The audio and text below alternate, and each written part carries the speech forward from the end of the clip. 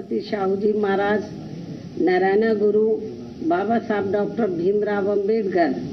एवं मान्यवर श्री कांशीराम जी आदि की मानवतावादी सोच व उनकी मूवमेंट को ध्यान में रखकर जिनके बताए हुए रास्तों पर चलकर ही मैंने उनकी सोच व मूवमेंट को आगे बढ़ाने के लिए अपनी पूरी जिंदगी भी समर्पित की है। वे अर्थात इनके अनुयायी आज पूरे देश में मेरे जन्मदिन को जन कल्याणकारी दिवस के रूप में बहुत ही सादगी व संजीदगी के साथ मना रहे हैं, जिसके तहत चलकर ही मेरे जन्मदिन के मौके पर हर वर्ष बीएसपी के लोग अपने आर्थिक सामर्थ्य के हिसाब से अपने अपने क्षेत्र में सर्व समाज में से विशेषकर गरीब, कमजोर, लाचार, असहाय व अन्य जरूरतमंद लोगों की विभिन्न रूपों में मदद भी करते हैं और इस बार भी मदद कर रहे हैं। और इस संदर्भ में मैं ये भी कहना चाहती हूँ कि खासकर कोरोना महामारी के दौरान परिवार में जिन कमाने वालों की मृत्यु हो गई है और उनके पीछे दुखी व पीड़ित चल रहे परिवारों की सरकारी मदद के अभाव में अब हालत काफी ज्यादा खराब हो गई है, तो उनकी भी पार्टी के लोग पिछले वर्ष की तरह इस वर्ष भी विभिन्न रूपों में काफी मदद कर रहे हैं। लेकिन इस मामले में दुख की बात यह है कि इस समय यूपी, उत्तराखंड व पंजाब आदि इन राज्यों में विधानसभा के आम चुनाव घोषित होने तथा चुनाव आचार संहिता भी लगने की वजह से अब यहाँ पार्टी के लोग इन सभी की किसी भी रूप में इस बार मदद नहीं कर पा रहे हैं, जबकि ये बात सर्वविदित है कि हमारी पार्टी समाज में विशेषकर गरीब, कमजोर, असहाय व अन्य उपेक्षित वर्गों के हित एवं कल्याण के लिए हमेशा अति गंभीर, संवेदनशील, ईमानदार व संघर्षरत रहती है, जिसके मुताबिक चलकर ही बीएसपी ने यूपी में 4 बार अपने नेतृत्व में यहाँ सरकार भी चलाई है।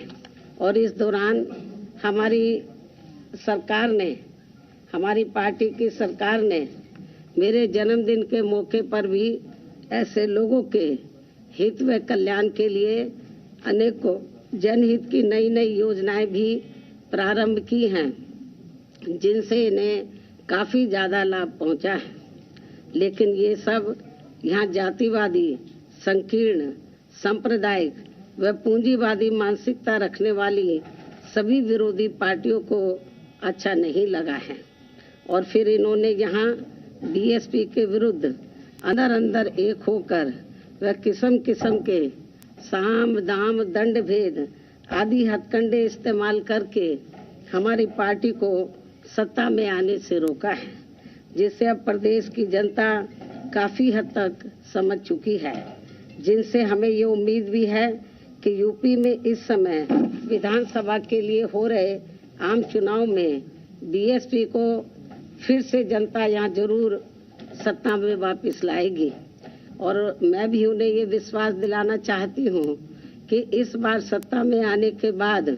हमारी पार्टी अपने पूर्व के रहे शासनकाल की तरह ही फिर से यहाँ हर मामले में व हर स्तर पर अपनी सर्वजन हिताय व सर्वजन सुखाय की नीतियों पर आधारित ही सरकार चलाएगी।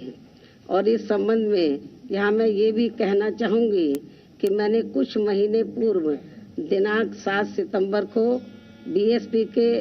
प्रबुद्ध वर्ग के हुए सम्मेलन में इनकी सुरक्षा, सम्मान व तरक्की आदि को लेकर तथा इसके बाद 9 अक्टूबर सन 2021 को बीएसपी के जन्मदाता एवं संस्थापक मान्यवर श्री कांशीराम जी की पुण्यतिथि के मौके पर भी लाखों की संख्या में लखनऊ में आए हुए लोगों को संबोधित करते हुए प्रदेश की बिगड़ी हुई कानून व्यवस्था को सुधारने तथा यहाँ दलितों, आदिवासियों, पिछड़े वर्गों, मुस्लिम व अन्य धार्मिक अल्पसंख्यक समाज के लोगों के साथ साथ गरीबों, मजदूरों, बेरोजगारों, नौजवानों, किसानों, व्यापारियों, कर्मचारियों व अन्य विभिन्न क्षेत्रों में लगे लोगों के एवं छात्रों, युवाओं, महिलाओं, बुजुर्गों आदि के हित व कल्याण आदि के संबंध में जो कुछ भी जरूरी बातें कही हैं तो उन पर फिर हमारी पार्टी की सरकार बनने पर पूरी ईमानदारी व निष्ठा से